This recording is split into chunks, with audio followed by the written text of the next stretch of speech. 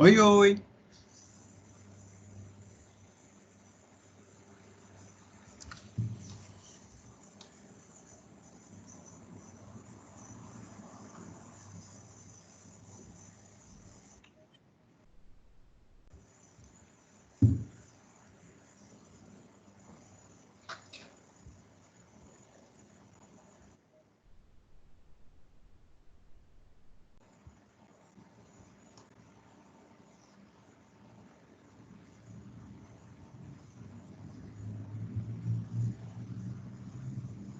Oi, Ana. André. Oi. Tá me O ouvindo? portal tá bugado, não quer entrar. Pode compartilhar o link aí. Eu compartilhei lá no grupo lá para todo mundo entrar. Ah, esperar, né? Já tô disponível aqui desde as 10 para 7. Pois é, eu comecei a entrar, faltava 15 para as 7, não tava entrando não. Tá bom, vou esperar mais um pouco, tá? Ok.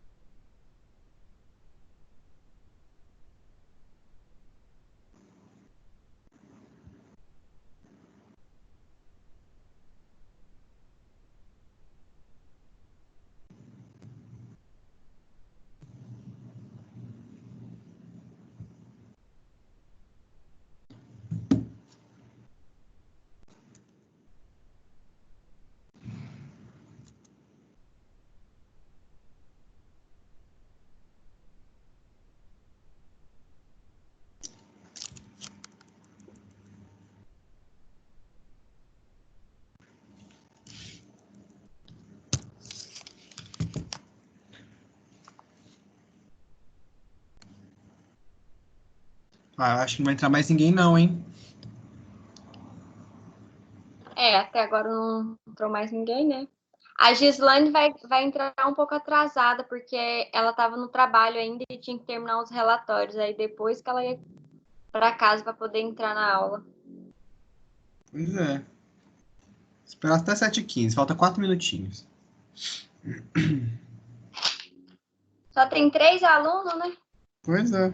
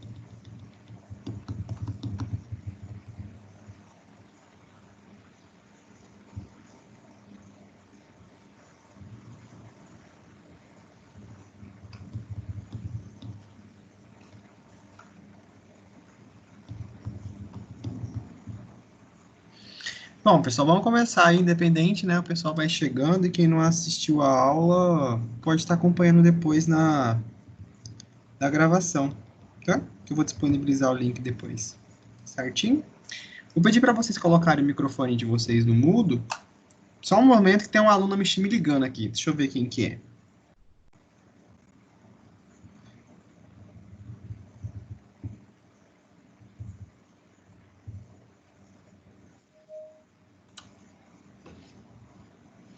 Ó, a Aline acabou de entrar. Oi, Gabriela, tô em aula. O que que foi, filha?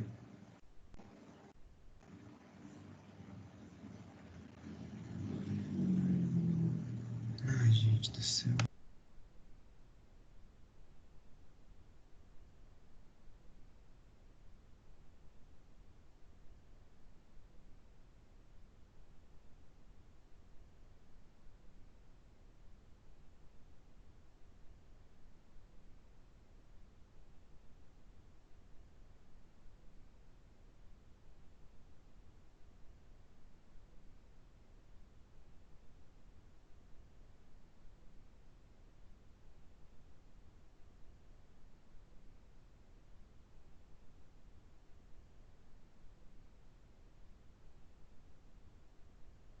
Bom, meus amigos, vamos voltar então. Saudadezinha de dar aula para vocês, tá? A gente vai estar dando continuidade no processo de sala de vacina.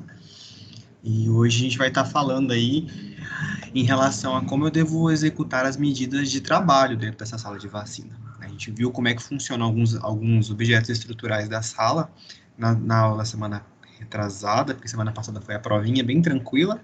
Acredito que todos tiveram nota boa, né? Professor, eu avaliei vocês não pelo contexto em si do texto que vocês elaboraram, mas pela participação. Então, acho que todos vocês tiveram a mesma nota máxima, por conta da participação. Eu não avaliei tão rigorosamente o texto em si, eu quis mesmo que vocês executassem a atividade e participassem. Então, todos tiraram 1000, tá, gente? Vocês conferiram a nota de vocês? A parcial ou oficial? Oficial, todos tiraram 1000, todos. É porque ainda não apareceu aqui pra gente, não. Pelo Ah, menos aqui já sei pra por que mim. ela apareceu. Eu já sei, porque a Ana Keila não lançou a dela ainda, Ana Keila. Verdade, ainda bem que você falou. Então é por Na isso. verdade, a Aham, minha vale 500, né? Então, 500 pontos você já tem da minha parte. Por quê? aham. Por que que você já tem? Na verdade, como eu tô falando, eu fui muito... Eu avaliei vocês de uma forma diferente. Na verdade, eu não avaliei, né, gente? Na verdade, eu acho que é um contexto, assim, bem diferente que a gente está passando. Então, eu fui um pouco... eu fui bem generoso, eu fui tranquilo, eu não quis... Eu quis só que vocês fizessem mesmo a atividade, porque no método avaliativo como prova não ia não adiantar muito. Então, quem participou, todos participaram, na verdade, então todos tiveram da minha parte, o meu método avaliativo, tá? Foi a participação de vocês. Então, todos de vocês da minha parte tiveram 500 pontos. Agora, a professora Ana Keila, ela tem um outro método de avaliação, não sei como é que ela fez, tá bom? Então, os 500 vocês já têm, já lancei, tá? Só não apareceu ainda porque ela tem que somar junto para poder publicar a nota e aparecer para vocês.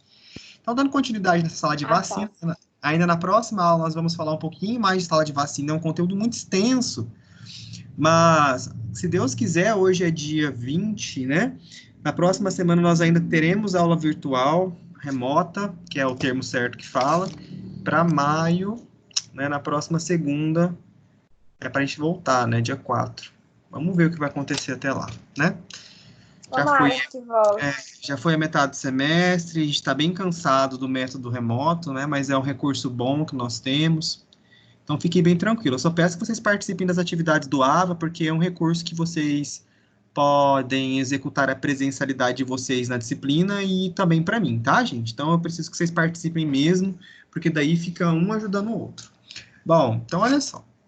Deixa eu passar aqui o slidezinho para frente. Aqui a gente tem uma sala de vacina bastante organizada, preconizada aí pelo Ministério, conforme aquela estrutura que nós vimos. A gente pode observar aqui, ó, já tem um refrigerador correto, né? A gente tem aqui uma caixa térmica com termômetro externo. Consigo avaliar uma pia, consigo visualizar uma pia.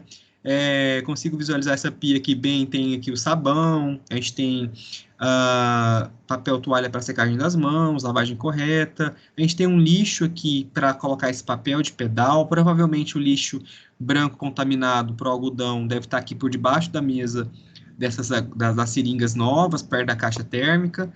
Bem bacana. O que a gente pode observar aqui nessa mesa com computador é porque já está virtualizado hoje em dia, nessa atualidade que nós estamos vivendo, né? Já está atualizado o cartão do cidadão de vacina via... existe um programa, que é o programa de informatização de vacinas.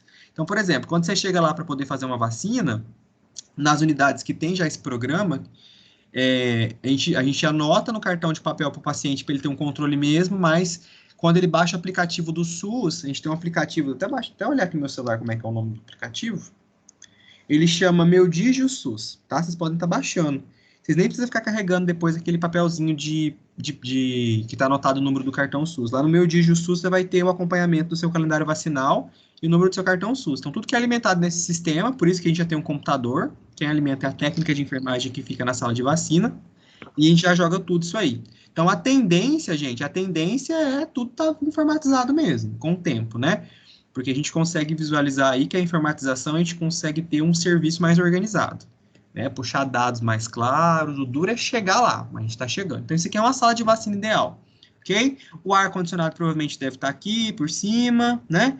Então, a gente está observando aí que está bem limpinha, bem clarinha, igual é preconizado aí no manual de vacinação. E agora, como é que essa sala tem que funcionar? É o que está sendo dito aí pelo manual de normas e procedimentos da vacina. Então, uma coisa é eu ter aquele manual que me traz o projeto arquitetônico de como está organizado, e agora eu tenho que saber como organizar o serviço de atendimento, né, a esse paciente. E não tem nada melhor para eu poder entender o serviço de atendimento do paciente na sala de vacina do que o conhecimento do Programa Nacional de Imunização.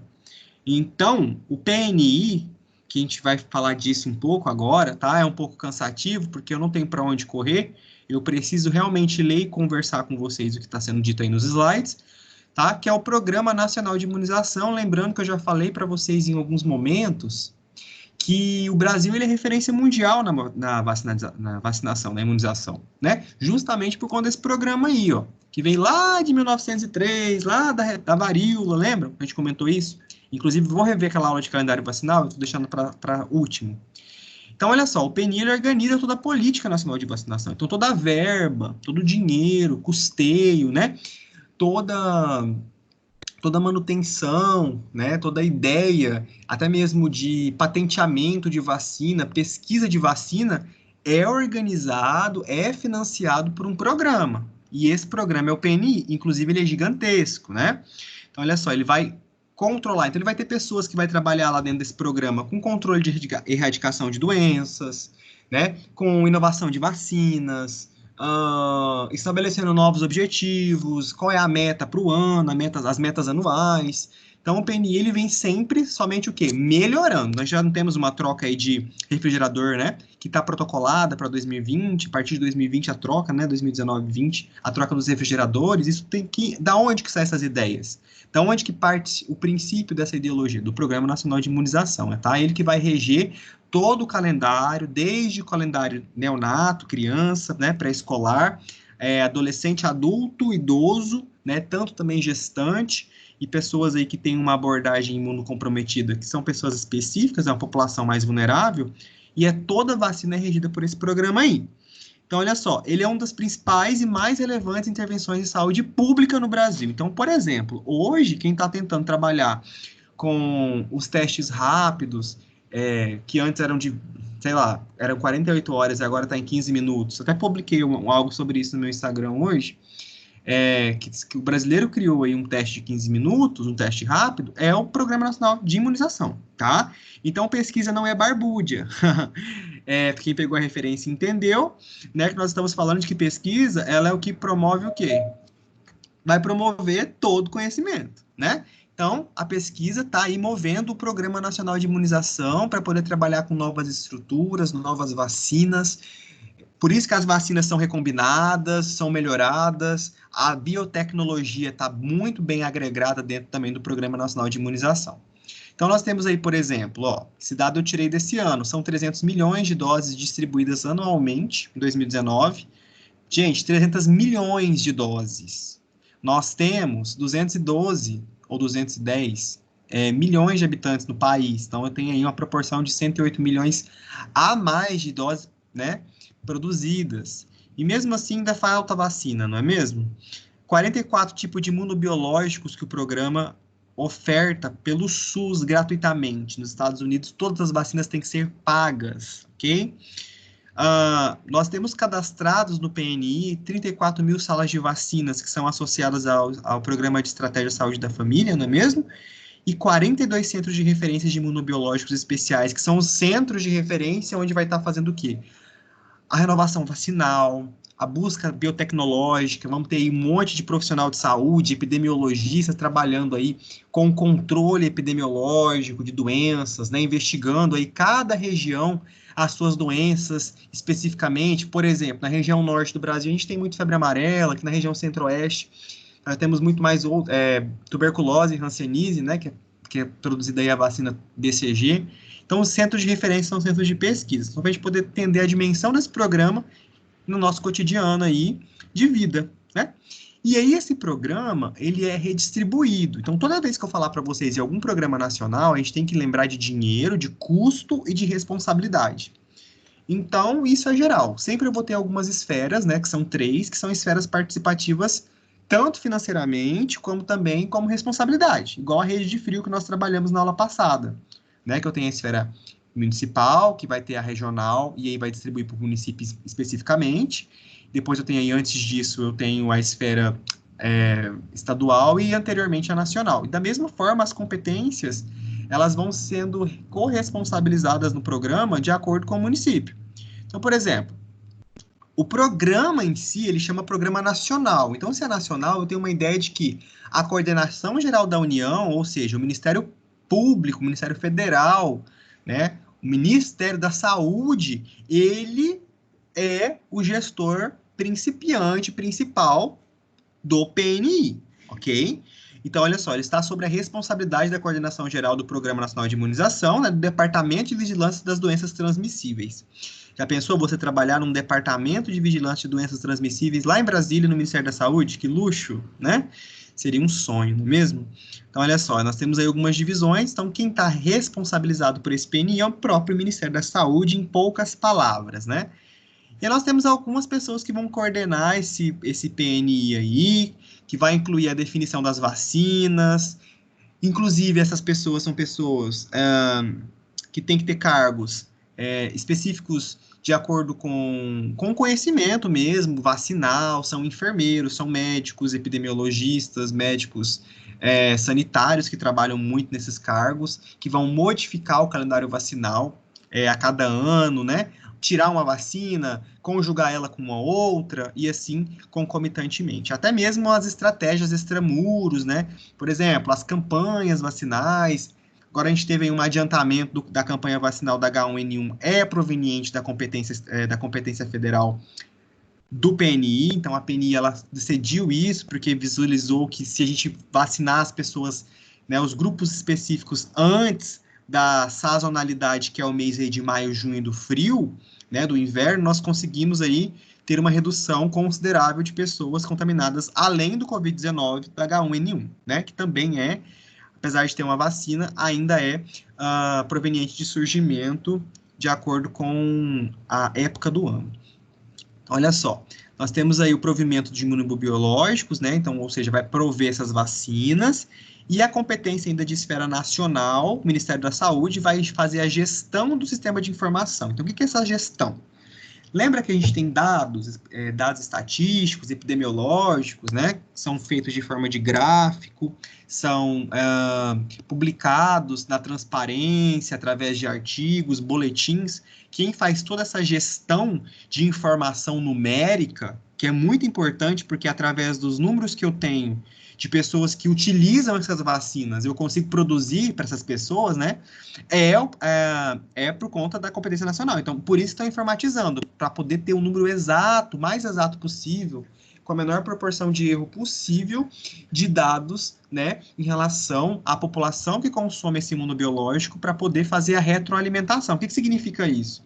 Retroalimentar é ofertar o que está sendo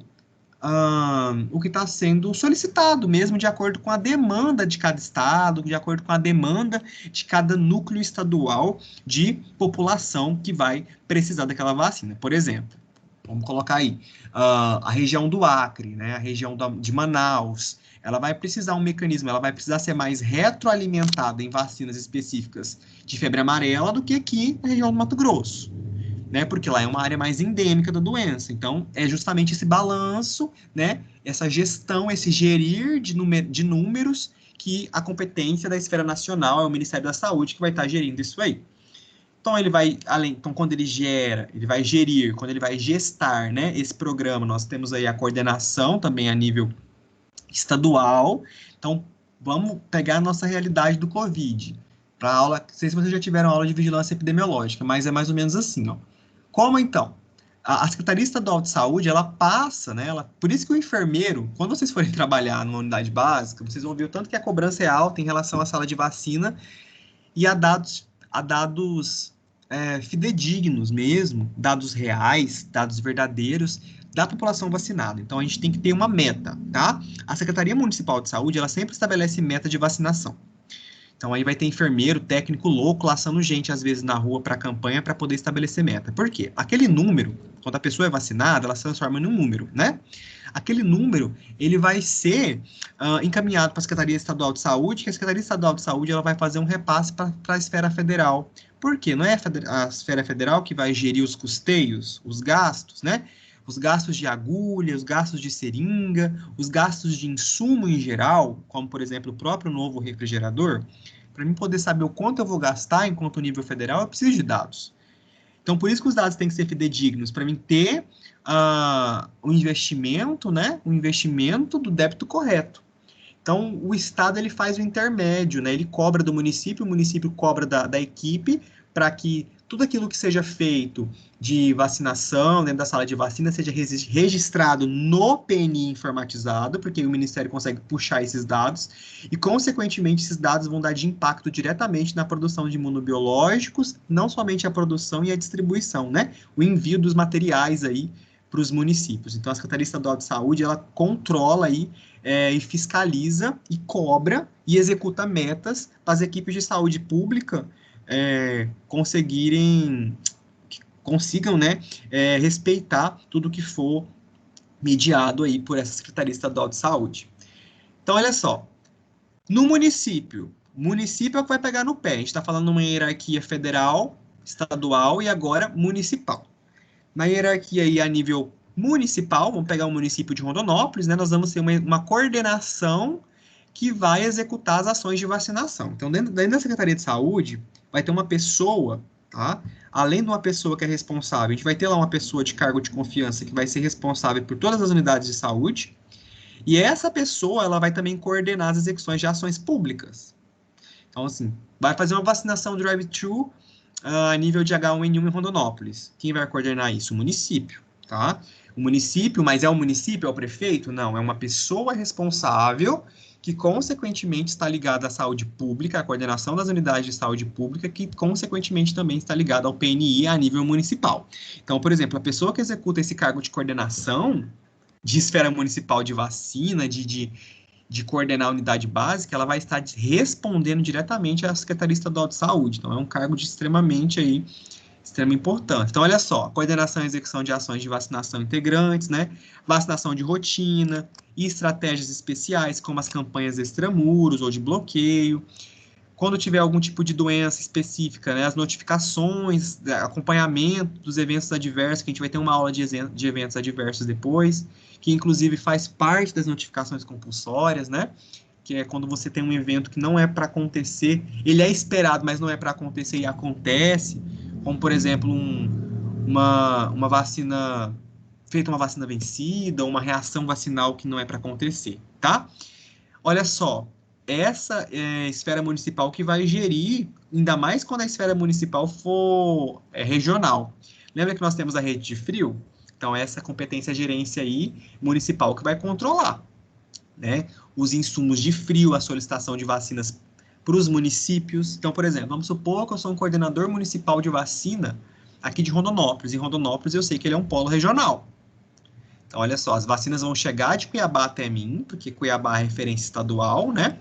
E quando elas chegarem aqui, eu vou ter a responsabilidade de informar os municípios que são minha referência, as 18 prefeituras, né, da chegada dessas vacinas, para elas poderem vir buscar essa vacina, esse imunobiológico, e, consequentemente, fazer a distribuição.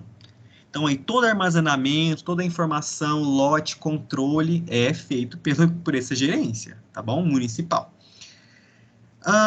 Também nós não podemos esquecer da parte de descarte, tá? Então, a vacina, ela gera resíduo, isso a gente vai ver na próxima aula também, se eu não me engano, eu acho que até nessa mesmo, no finalzinho dessa aula.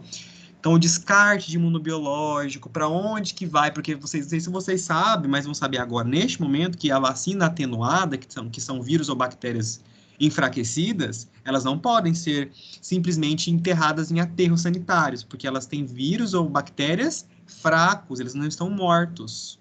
E aí, prof?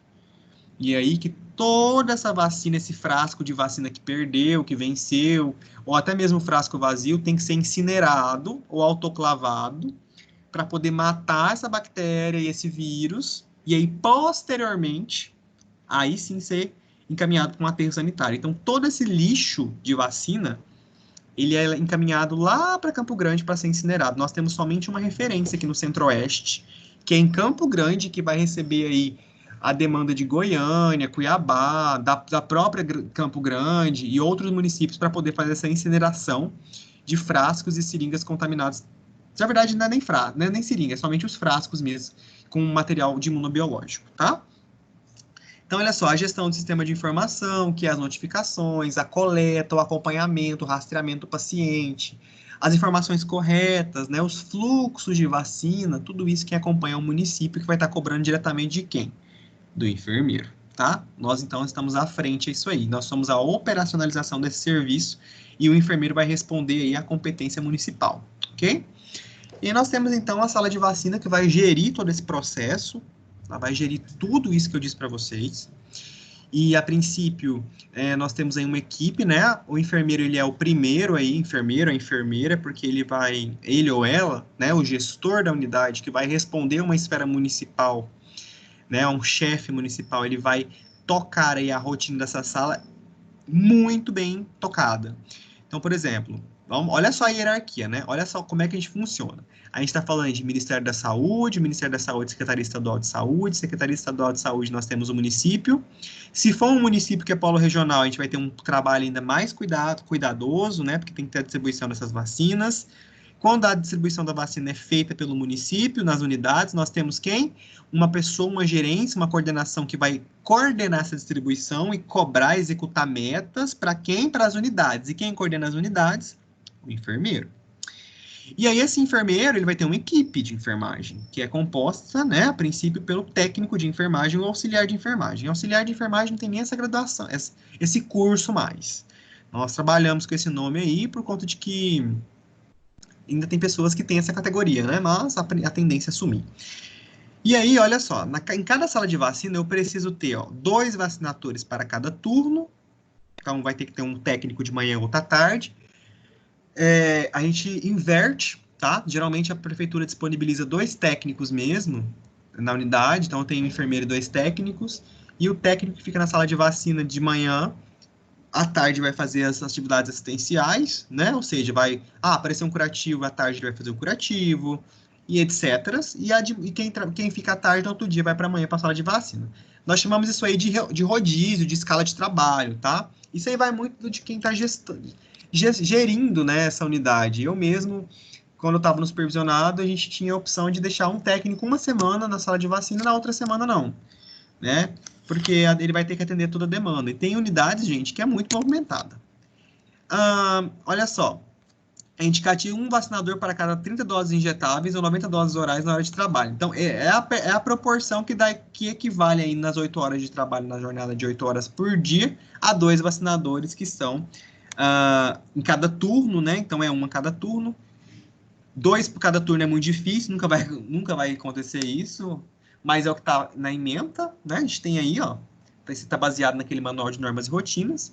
Vai depender também se a unidade é um centro de saúde, se tiver mais pessoas, obviamente, que a prefeitura vai ter que demandar mais colaboradores, mais recursos humanos. Mas, a princípio, aí o que está sendo solicitado é isso, 2 vacinadores para cada turno de trabalho, né? Porque vai depender da demanda. Tudo depende da demanda, gente. Isso a gente chama de gestão, né? É avaliar o custo-benefício. Vão ter unidades que são pequenas que não tem essa necessidade aí, ok? E aí a sala de vacina ela tem uma estrutura. Primeiro que ela é uma área semicrítica. O que significa isso? Né? Para quem já fez centro cirúrgico, acredito que vocês tenham feito, eu não sei, mas eu posso recordar com vocês aqui agora que nós temos no centro cirúrgico uma dimensão de área por nível de contaminação, uma área física, né? Que eu divido esse centro cirúrgico, esse bloco operatório em 3 estruturas. Área não crítica, né? Semicrítica e crítica. Ou área não restrita, semi-restrita e restrita. É a mesma coisa, né? A gente só mudou aí a nomenclatura. Mas, a princípio, o que ela quer dizer com essa área crítica? Que a área não crítica é aquela área onde pode ter circulação de pessoas, né? A área semicrítica, a circulação de pessoas tem que ser muito reduzidas. A princípio, inclusive, no centro cirúrgico, que a gente denomina como área semicrítica, os corredores do bloco operatório, onde vai circular ali somente o técnico de enfermagem, que é o circulante, o cirurgião, ou seja, se eu comparar com uma não crítica, a redução de circulação de pessoa é bem menor, e a área crítica é onde é o centro operatório, a sala operatória, onde vai ter somente aí o circulante, o paciente e o cirurgião. Por quê? Quanto menor a dimensão de circulação de pessoas, mais segurança eu vou garantir aquele ambiente. Então, a área sala de vacina é um ambiente semicrítico. Olha a pegadinha em prova, né?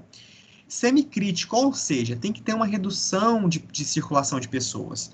Então, geralmente vai ter quem vai estar lá dentro?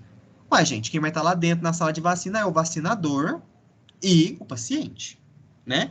Em exceção aí a casos de menores, que vai estar acompanhado pelo responsável, pai ou responsável. Aí nós temos aí, então 3 pessoas. É o que nós temos de solicitação, por quê? Para não favorecer contaminação, né? Contaminação, sujidade e ter um controle mais assíduo da pessoa. Nós temos aí, ó, uma área mínima de sala de 6 metros quadrados. 6 metros quadrados é bem pequenininho, né? E a recomendada de 9 metros quadrados, né? Então, não pode ser uma sala muito gigante, nós vamos perder a princípio a proposta, né? Vai ser difícil, inclusive quanto maior eu tenho um ambiente, maior a tendência das pessoas se aglomerarem, né? Então, consequentemente, aí nós indicamos, o Ministério indica que estruturalmente, arquitetonicamente falando, ela tem aí até 9 metros de quadrado de tamanho. Então, ó, no local com grande demanda de população, deve ser utilizadas 2, né, salas com comunicação direta, sendo uma para triagem e orientação do usuário e outra para administração. Olha só o que o Ministério pede para a gente. Para que quando tem uma demanda, uma campanha, eu tenho uma separação, pelo menos, de metros, de o que é essa orientação aí? É aquela hora que você vai pegar o paciente, vai olhar o cartão, né? Vai conferir se você tem, quais são as vacinas que estão ausentes, que estão pendentes. Por quê? Você não vai aglomerar gente lá no ato, no local de vacinação. Por quê, professor, não posso aglomerar? Porque eu estou num ambiente de quê? De imunobiológico. Então, eu posso contaminar o imunobiológico, a pessoa pode se contaminar, né? Não é indicativo do ambiente, é uma área semicrítica. Então, vamos atender a demanda lá fora, né? Fulano, ciclano, beltrano, vocês vão ficar com a demanda de conferência de cartão. As pessoas que precisam fazer a vacina, vocês vão encaminhando aqui para a sala 1 a 1, né? Que é o que a sala suporta, porque é uma área semicrítica. Então, nada de locar as pessoas em grande quantidade nesses ambientes, porque não é convencionalmente indicado pelo Ministério da Saúde.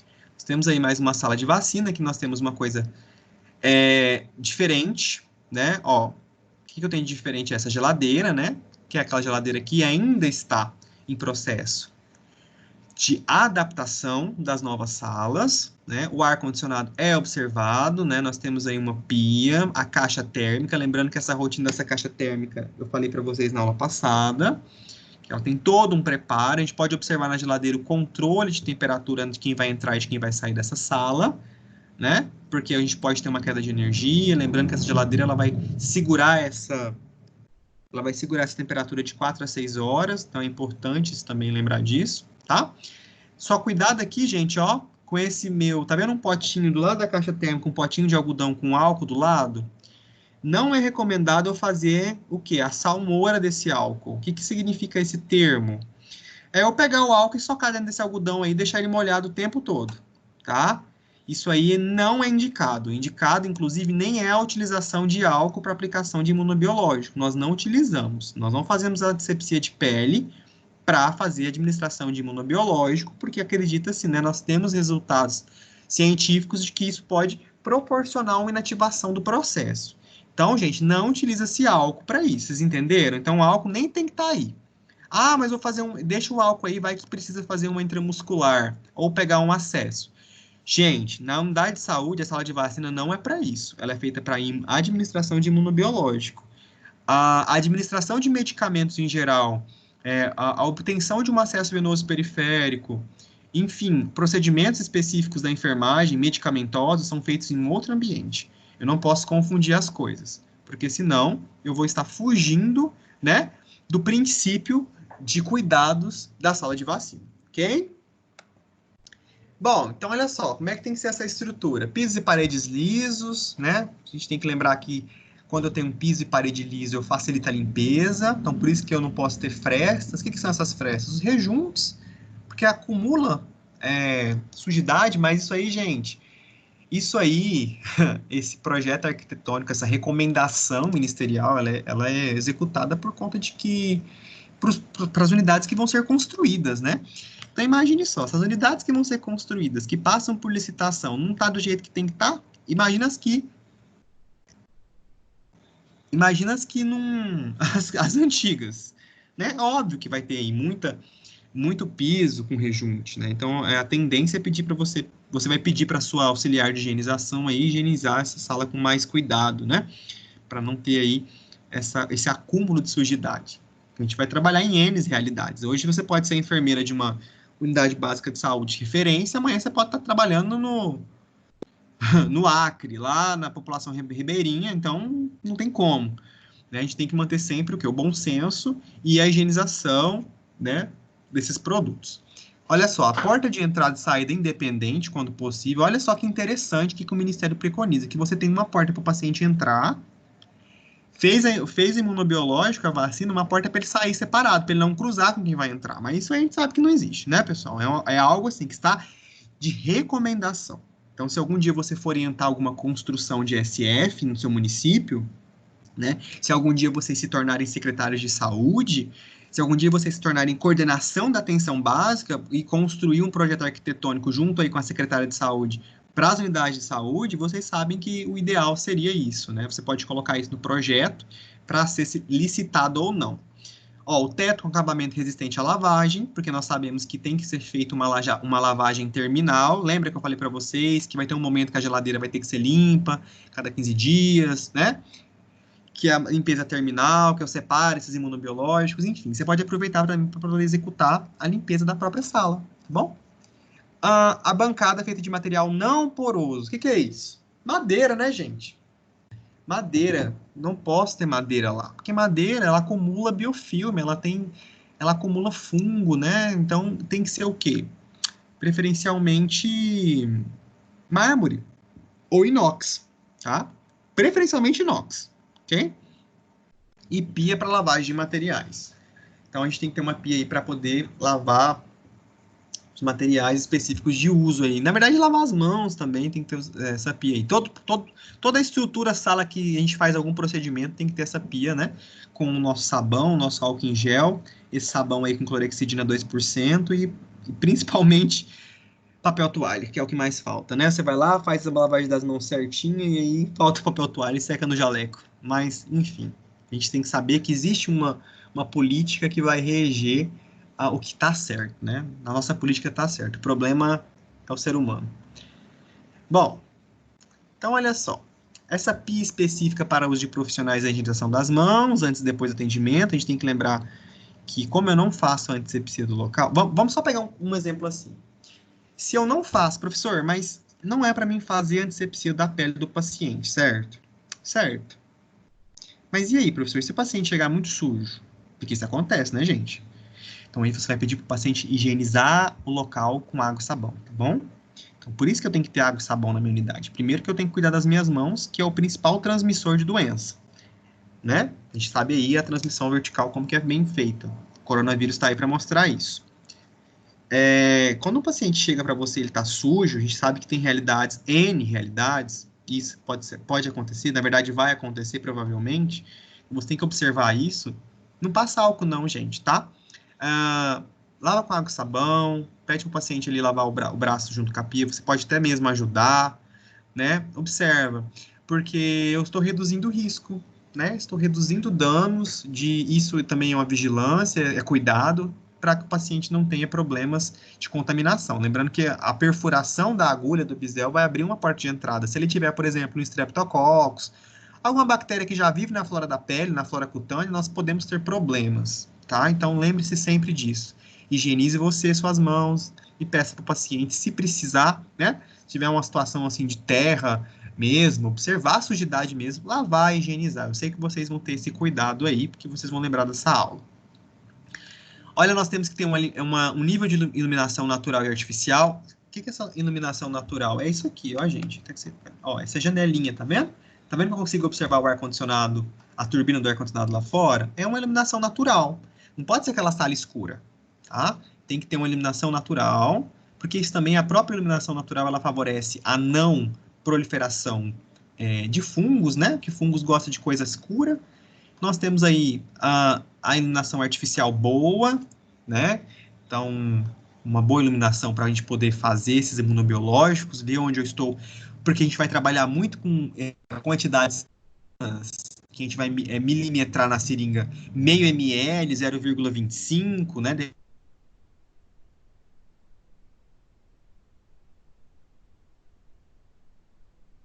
Colocar isso da coordenação, né, do município para que arrume. Temperatura. Temperatura é ar, né, pessoal? Temperatura é ar. Então, o ar tem que ter na sala de vacina, tá? Natural em condições adequadas.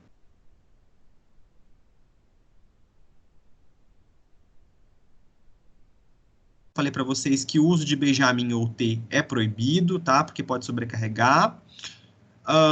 Equipamentos de refrigeração utilizados exclusivamente para conservação de vacinas, soros e imunoglobulinas, né? Conforme as normas da PNI nas 3 esferas da gestão.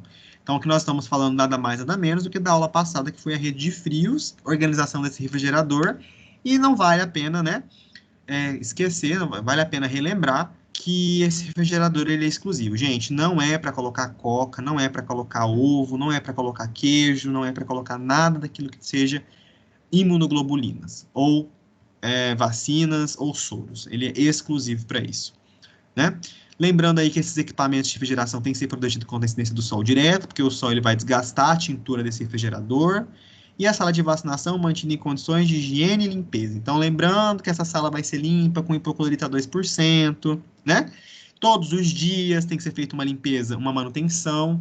Nós chamamos isso de limpeza concorrente. Não sei se vocês lembram disso em fundamentos. Tem que acontecer, ok? Então, é a menina da limpeza, profissional de limpeza tão importante que vai executar esse serviço aí. E aí, ao final de cada 15 dias, a gente vai definir uma data para poder fazer uma limpeza mais terminal, né? De paredes e de teto também, tá bom? Então, olha só, nós temos aí algumas características de atendimento a esse paciente. Mas nós já estamos chegando aí a 50 minutos de aula, a primeira aula já está encerrando, né? Eu vou dar um break de 30 minutos e a gente volta para falar sobre atendimento ao usuário no próximo momento, tá bom? Agora são 7h55, 8, 8h05, 8h10, 8h15, 8h20 eu volto, beleza, pessoal? Para a gente poder dar continuidade na aula. Até lá. Até, ok.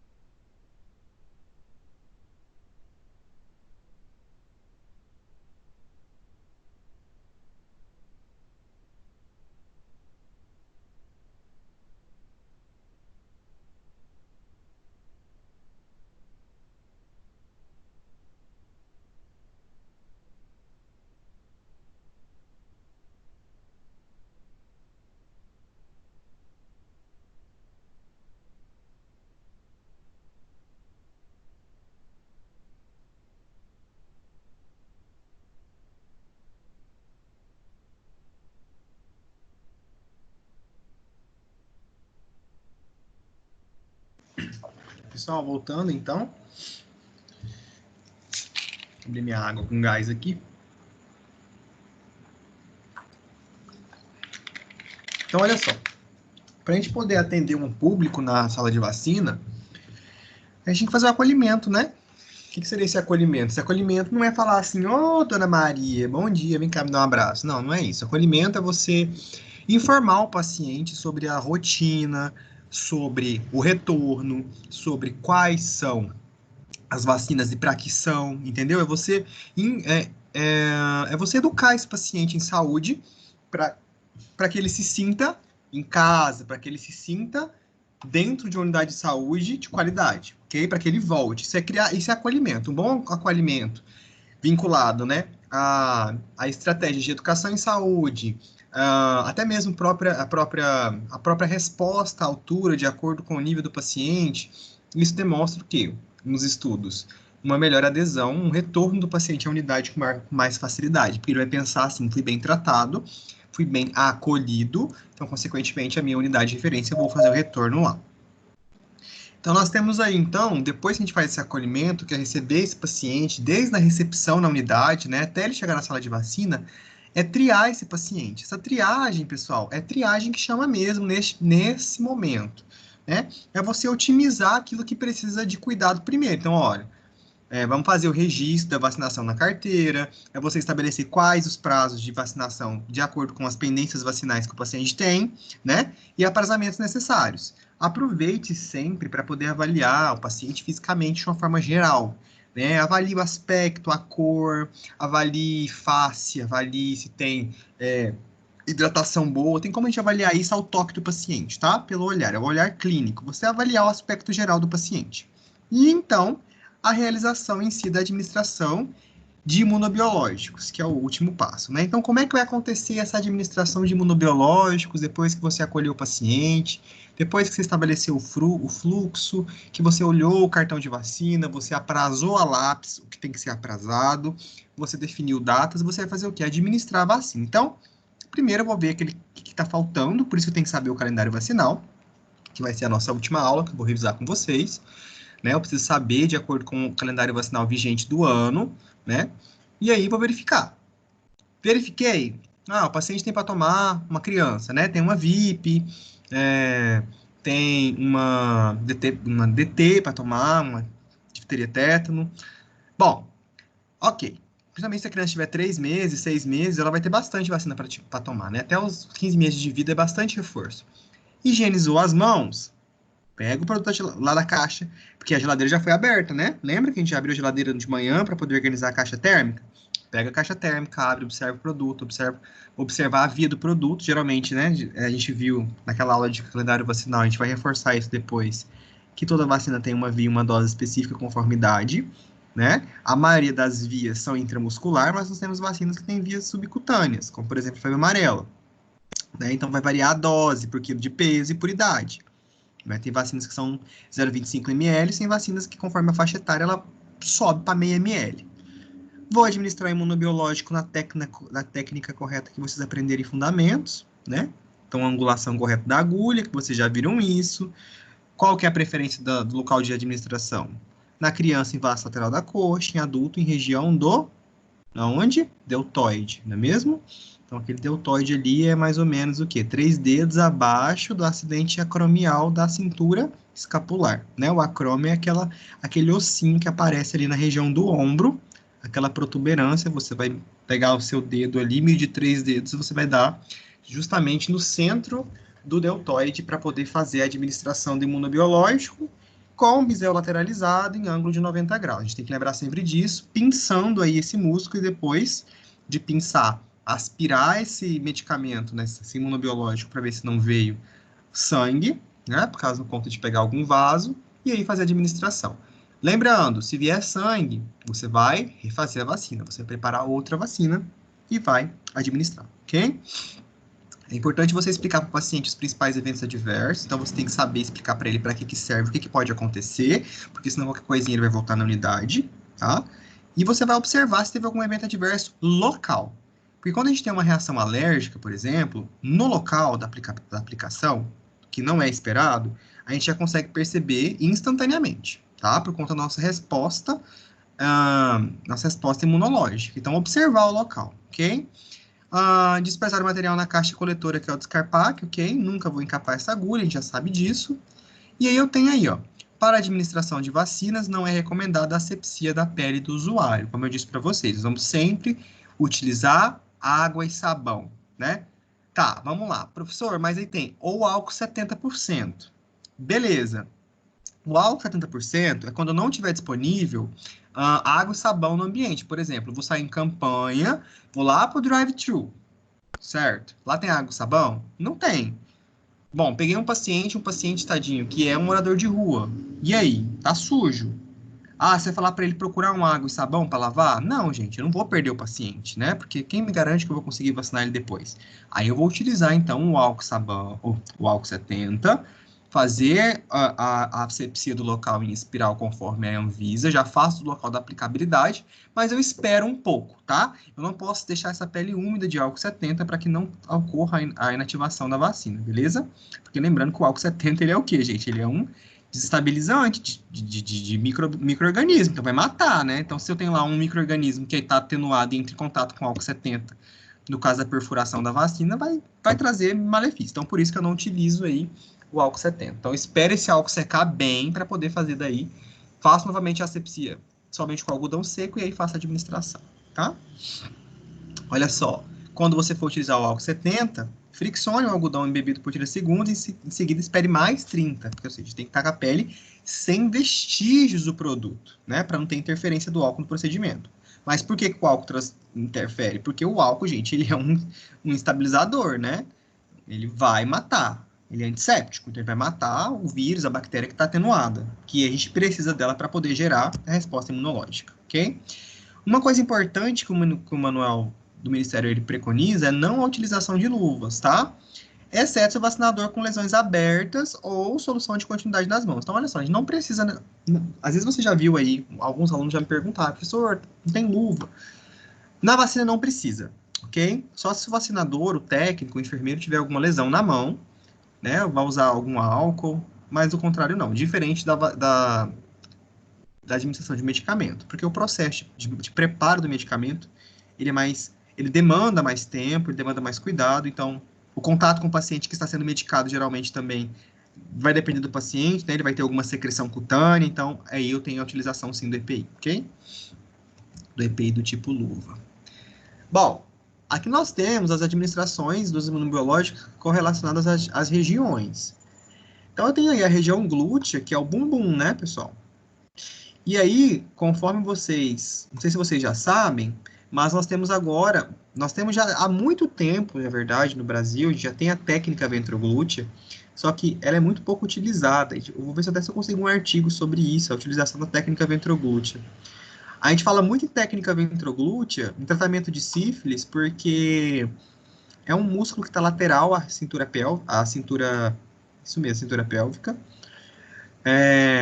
Vocês podem lembrar lá da pelve, né? Que a gente tem o ilho, o isquio e o pubis. E a gente vai usar justamente aí a região da cintura ilíaca, da crista ilíaca, para poder, com a palma da mão, para poder localizar essa região muscular denominada ventroglútea, que é uma região lateral ao dorso glúteo. Né? Então a gente tem que rever essa parte anatômica aí. Vocês já viram isso em fundamentos, acredito eu. Então, olha só, a administração de imunobiológico na região ventroglútea, né?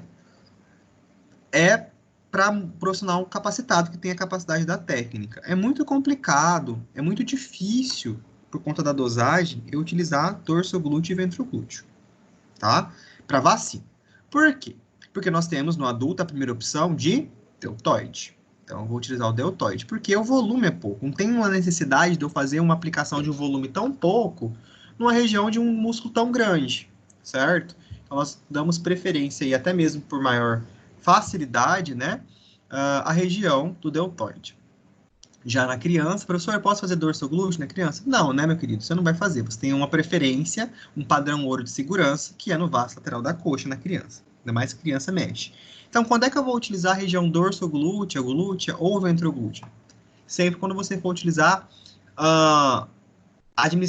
administrar medicamentos imunobiológicos, né, vamos colocar assim, entre aspas, aí, esses medicamentos, na verdade, são imunobiológicos do tipo imunoglobulinas e soro, porque o soro antirrábico ou imunoglobulina da versão IM, administração IM, ele tem um volume maior, geralmente eles são 5 ml, e aí você vai precisar de uma demanda de músculo maior para poder suportar esse volume. Então aí, né, é mais interessante. Olha só, região glútea é uma opção para administrar determinados tipos de soro. Eu estou falando de soro, gente, não estou falando de vacina, tá? Vocês lembram da diferença disso? Por isso que nós falamos daquela aula de composição vacinal, né? Lembram? Então, olha só, o soro, por exemplo, antirrábico, ele tem um volume maior, não posso fazer esse volume do deltoide, que é um músculo pequeno. Imunoglobulinas, né? Imunoglobulinas no sentido geral aí. Então, você não tem segurança de fazer a técnica ventroglútea, que é a lateral da coxa, não é no músculo lateral, tá, pessoal? É mais acima, é mais ascendente. É como se fosse do ladinho do seu bumbum aí. Você não tem a segurança, faz então dorsoglúteo, tá? Você vai localizar uma linha imaginária aí, próximo aí da região da prega da nádega, e aí você vai fazer a pinça, né? Bisel lateralizado em posição de 90 graus, faz a aplicação, aspira para ver se veio vaso sanguíneo, não veio, faz a injeção, aí injeta, né, esse líquido. É aquela técnica que vocês aprenderam em fundamentos, ok? Certo? Então é só para a gente poder saber que existe uma... Aqui, ó, olha que legal. A gente tem aí uma preferência. Vamos falar de preferência? Quais são os padrão ouro, né? Quais são os padrões ouros? Olha só, adulto, vacina, deltoide, ponto. Criança eu faço deltoide? Jamais. Eu te mato se você fazer isso, gente. Pelo amor de Deus, não faça isso, tá? Deltoide eu não faço vacina em criança. Criança é onde, prof? Músculo lateral, anterolateral. Por quê? É o músculo do quadríceps ali, né? Da coxa. Criança tem mais carninha, mais tecido muscular nessa região. Muito mais do que no braço. Então, adulta deltoide, criança é face do músculo antero, né? Lateral da coxa. Quem nunca aí foi criança tomou uma injeçãozinha na coxa, né? Eu lembro como hoje, dói pra caramba. Professor, mas se acontecer uma situação de um adulto precisar, vamos pegar um paciente que não tem os dois braços, ele tem amputação bilateral de membro superior. Aí você vai usar, aí, gente, né? Então você vai usar o músculo lateral da coxa para esse paciente também, não tem nenhum problema. Beleza, olha o dorsoglúteo aí, eu tenho que lembrar dessa cintura, eu tenho que lembrar da cintura pélvica, região posterior, eu preciso lembrar que é muito vascularizado e também extremamente inervado, a do meio, tá? Aí que é o problema. Por que nos Estados Unidos, por exemplo, essa técnica dorsoglútea, que a gente mais faz aqui para intramuscular no Brasil, caiu por terra nos Estados Unidos. Nos Estados Unidos a gente usa essa direita aí, ó, tá? A ventroglútea. Por que lateral? Porque é uma região da crista ilíaca que eu tenho muito, mas muito pouca quantidade de vasos sanguíneos, inclusive nervos. Então eu tenho uma chance muito pequena de fazer uma lesão de nervo, né? Promover aí um desconforto comparado à região dorsoglútea. Então a gente tem, por exemplo, aí na face central do dorsoglúteo, por exemplo, um nervo importante que é o ciático. Então, aí acontece. Então, um padrão de segurança melhor, hoje, tá? Hoje em dia, estabelecido pelo Ministério, é a ventroglútea. Ponto. Tá? Inclusive, está específico isso no esquema de tratamento da sífilis. Não tem segredo para poder administrar, você tem só que saber a técnica, tá? A técnica, se vocês quiserem, quando a gente voltar, a gente pode reposicionar isso no laboratório, no boneco, para a gente poder lembrar essa técnica aí de administração ventroglútea, que não é a técnica em Z, viu, gente? A técnica em Z é quando eu puxo a pele para você evitar o extravasamento do medicamento, quando é um medicamento muito oleoso. Inclusive, ele é indicado para casos de administração de anticoncepcionais, por exemplo, né? Já a ventroglútea, porque ela traz um padrão de segurança melhor. Mas para que eu vou usar ventroglúteo ou dorsoglúteo? Para soros, né? Soros imunoglobulinas. Vacininha, imunobiológico, deltoide no adulto, vaso lateral da coxa na criança. Amém. Tá? Que aulinha gostosa. Então, olha só. A administração de 2 vacinas na região muscular vasolateral. Nossa, e aí, você pega uma criança que tem que tomar, desculpa, tem que tomar lá nos 3 meses de vida, mais de 3 reforços. E aí, você pode fazer? Pode, ó. Posso fazer locais das injeções separados por pelo menos 2,5 centímetros de distância. A gente tem que lembrar que esse músculo ele é muito longo no vaso lateral da coxa, né? Daí, ó, eu posso também fazer alternância de membro, né? Fazer membro esquerdo, membro direito. Inclusive, gente, ó, interessante que o próprio manual, lembrando que essa aula ela é 100% baseada no manual, tá? O professor não inventou nada da cabeça dele. Ele orienta para que você anote na caderneta da criança onde foi a última administração, porque na próxima você já consegue alternar, você não esquece. Porque aí no dia você lembra, fez essa perninha, né? E aí, quando voltar daqui 2 meses? Né? Daqui 30 dias, você vai lembrar. Tanta gente já atendeu até lá. Deixa anotadinho, né? Foi feito reforço de tal e tal e tal, em membro inferior direito, já vai entender que é a região de vaso lateral.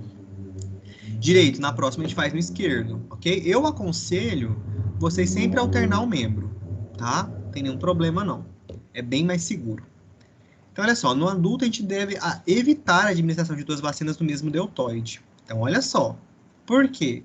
Porque eu estou falando de uma extensão muscular bem diferente. Não tô? O deltoide, ele é pequenininho, por mais que seja aí um adulto, um homem adulto, uma mulher adulta com músculo desenvolvido, né, uma hipertrofia evidente, nós temos que tomar muito cuidado porque ele tem um tamanho pequeno. Então, por exemplo, se eu administrar, gente, 5 ml, 3 ml no deltoide, eu faço um risco de lesão, assim, gravíssimo. Tá? É 90% de lesão. Porque o fármaco, ou o próprio imunobiológico, ele tem o quê? Uma composição, ele tem um diluente, ele tem outros acompanhamentos que podem sobrecarregar o músculo, tá? E esse músculo não conseguiu que absorver esse medicamento e fazer uma lesão necrótica, uma lesão inflamatória, uma lesão eritematosa, né? Que é muito importante observar. Então, adulto, quer fazer 2, né? Por exemplo, fui fazer H1N1 semana passada, eu tenho que fazer a minha DT, que é a difteria e tétano. Tá atrasada. E aí? Posso fazer as 2? Posso, mas eu dei preferência de fazer só uma primeiro, depois fazer a outra, mas eu poderia ter feito H1N1 num braço e a DT no outro, entendeu? Não tem nenhum problema. Agora, as 2 no mesmo braço? Jamais. Vamos fazer um medicamento. Então, um exemplo, tá trabalhando na UPA, o médico prescreveu lá um Voltaren, né? Que é um anti-inflamatório, né? É o Cataflam. IM, 2 ml. Gente, pelo amor de Deus, braço é só vacina. E mesmo assim, alternado. Mas o cara é o Rock Balboa. Dane-se. Você tem que seguir o protocolo de segurança, tá bom? Eita, meu vizinho acho que tá quebrando o teto aqui. Vamos lá. Resíduos resultantes da atividade de vacinação. Lembra que nós dissemos, no começo da aula, que o município, né, ele é responsável aí pelos resíduos que são resultantes da atividade de vacinação, esses resíduos aí, como, por exemplo, lixos infectantes, né? Nós temos todo um programa que chama PPGRS, que é o Plano de Gerenciamento de Resíduos de Saúde, que vai aí separar, por isso que a gente já tem um lixo específico. Então, olha só, os resíduos que são infectantes, que são esse saco branco aí, o leitoso, eles são classificados como grupo A1. Então, resíduo infectante é A1. Né? Que vai ter, o que é isso infectante? Vai ter resíduo biológico, né, gente? Vai ter bactéria, vai ter vírus, vai ter fungo, enfim, whatever. Vai ter uma consequência e uma dimensão de micro-organismos. Mesmo sendo atenuado, mesmo sendo enfraquecido, tem.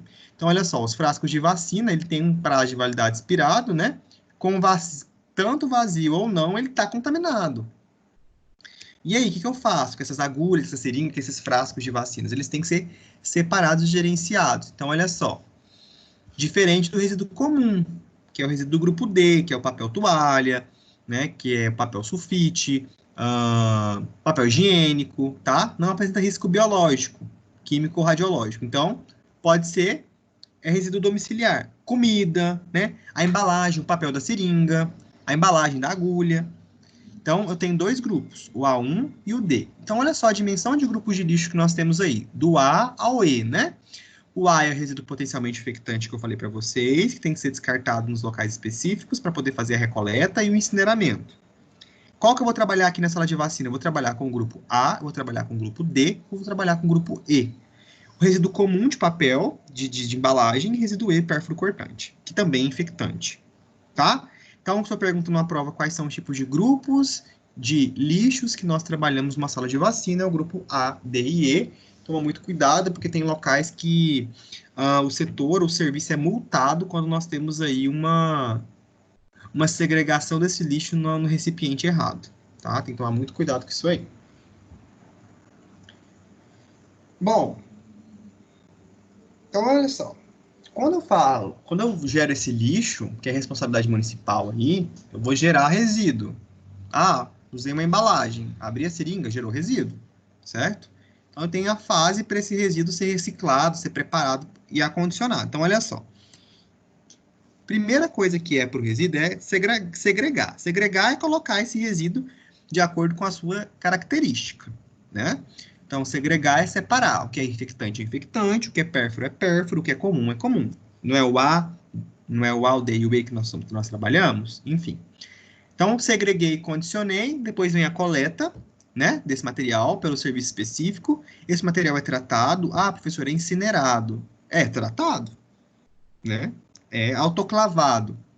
É tratado. Então, ele quer dizer que esse tratamento é feito isso. Depois aí que eu tenho a inativação desses agentes biológicos, aí, posteriormente, eu vou ter um destino final para ele, ok? Então, olha só, a inativação dos resíduos infectantes, que é esse tratamento, que é preciso, porque, por exemplo, imagina se eu enterro um monte de frasco, seringa e agulha no solo, vai contaminar o lençol freático, né? Até isso a gente tem que estudar, gente. Então, olha só, o professor Cauê, ele trabalhou com isso no mestrado dele. O professor Cauê, ele trabalhou no mestrado de Engenharia Ambiental ali sobre a segregação do lixo hospitalar, né? Sobre a contaminação do solo em Rondonópolis. Então, é importante. Então, por isso tem que ser feito o que? Autoclavagem. Lembrando que o serviço aqui, para nossa referência, é Campo Grande. Então, vai incinerar isso aí, ó. Vai autoclavar na estufa bem grande, no autoclave bem grande, até 127 graus. Depois, ele pode ser classificado como D. Então, depois, o lixo AIE vira D, que é o comum, tá? Olha só, os resíduos provenientes de campanhas de vacinação, que são os extramuros, ou intensificações, tipo agora, né, que é o grupo A1, quando não puderem ser submetidos ao tratamento no local de geração, devem ser acondicionados em caixas coletoras de material pérfuro cortante para transporte seguro até o local aí que vai ser preparado. Então, a gente tem que, né, a demanda de lixo é muito grande, então mesmo na campanha extramuro, mesmo no drive-thru, mesmo em qualquer local que eu estou fazendo uma campanha específica, eu preciso ter a ideia de segregação desse lixo. Ok? Ó, aqui eu tô falando sobre a limpeza dessa sala de vacina. Limpezinha, como é que funciona? Primeira coisa, concorrentezinha 2 vezes ao dia. Dia. Então, a FIA, a moça da limpeza, a auxiliar de higienização, ela vai limpar amanhã ao abrir e ao fechar, antes de sair, tá? Ou sempre necessária. Me cita um exemplo quando é necessário. Pronto, a criança vomitou na sala, gente. Chorou tanto que vomitou. É necessária a limpeza, ok? Terminal a cada 15 dias, geralmente acompanha a limpeza do refrigerador, tá? E, como eu disse para vocês, o produto que é utilizado é hipoclorito 1%. Não tem aí bom ar, não tem incenso, não tem desinfetante Bombril, tem nada. Hipoclorito, gente, hipoclorito 1% é que boa, tá? Hipoclorito. Então, é o que mais mata a taxa de flora de micro-organismos, ok? E, por fim, as referências da nossa aula de hoje, né? Nós temos aí um manual que foi utilizado, que é o Manual de Normas e Rotinas de Vacinação. Na nossa próxima aula, nós iremos trabalhar aí com os eventos adversos, os principais eventos adversos que eu preciso notar durante o processo de aplicabilidade da vacina, e eu já vou estar fazendo a revisão do calendário vacinal infantil, porque nossa disciplina é trabalhada com isso, né? Infantil. E fica por isso. Hoje nós temos aí, então, nós faltamos 10 minutinhos, vamos liberar vocês por 30 minutinhos mais cedo. Aproveitem, tá, pessoal, para poder rever o material. Aproveitem para poder descansar, né? Fiquem bem. E na semana que vem, se o link não funcionar, vocês podem me acionar também, que eu vou estar esperando vocês por aqui. Agora eu abro para o momento de dúvida. Alguém tem alguma dúvida?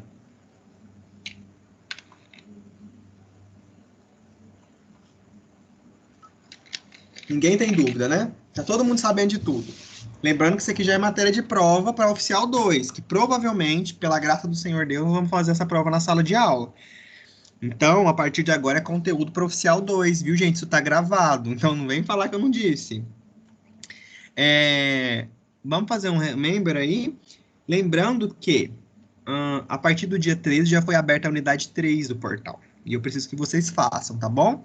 A princípio, eu não sei ainda como eu vou avaliar vocês de parcial, além daquele trabalho que eu pedi do resumo, que vocês já me mandaram, né? Eu ainda estou pensando, mas façam as atividades do AVA, porque provavelmente também serão cobrados.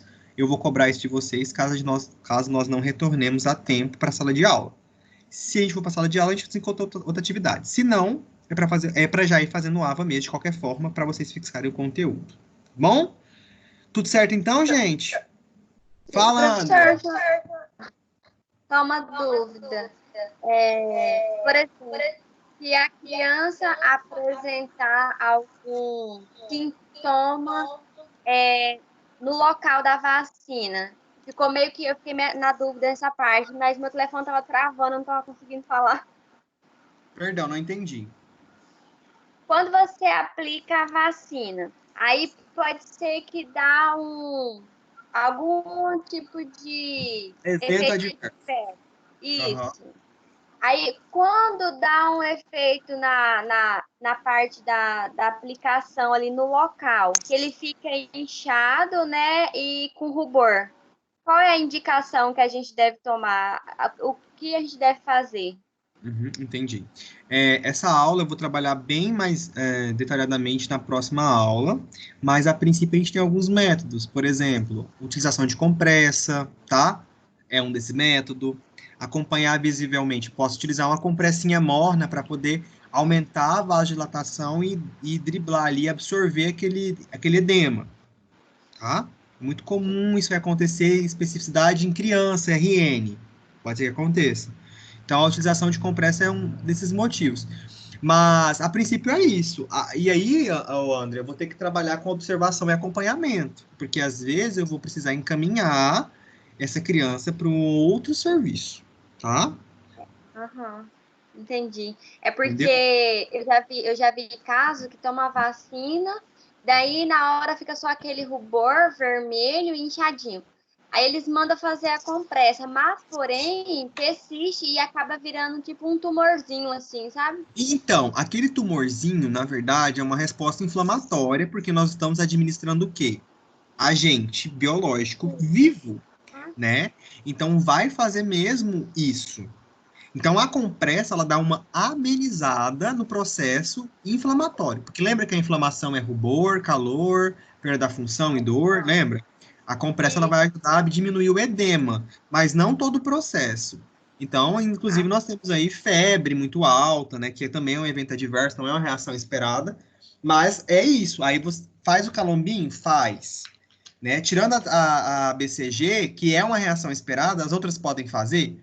Pode, lembrando também que o RN vai estar começando a adquirir a imunidade artificial agora, então ele não tem contato, então é muito comum que aconteça isso. É um tipo de reação imunológica mesmo.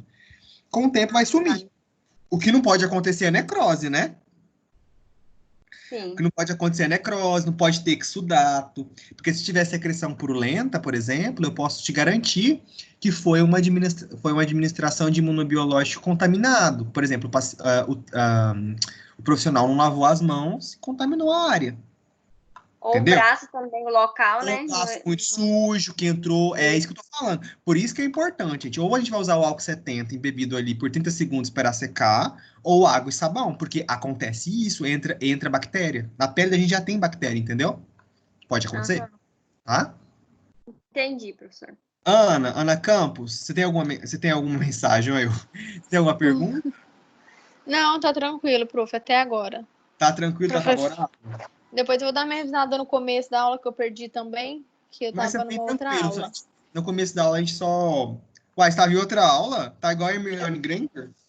Tava na aula de inglês. Ai, que chique. Tudo bem, então. Então depois você faz um review, tá? Tá bom. Meu conteúdo aí no começo é bem tranquilo, é bem teórico, eu só trabalhei as responsabilidades de cada esfera na PNI, que é o Programa Nacional de Imunização. Bom, pessoal, então aproveitem esse momento para dar uma descansada. A gente se vê na semana que vem. Qualquer coisa, estou disponível no WhatsApp. Não esqueçam de ir fazendo já a unidade 3, tá? Tá ok. Então, beijos de luz. A aula eu vou disponibilizar amanhã de manhãzinha no portal para vocês, Ok. assim, repetir a aula.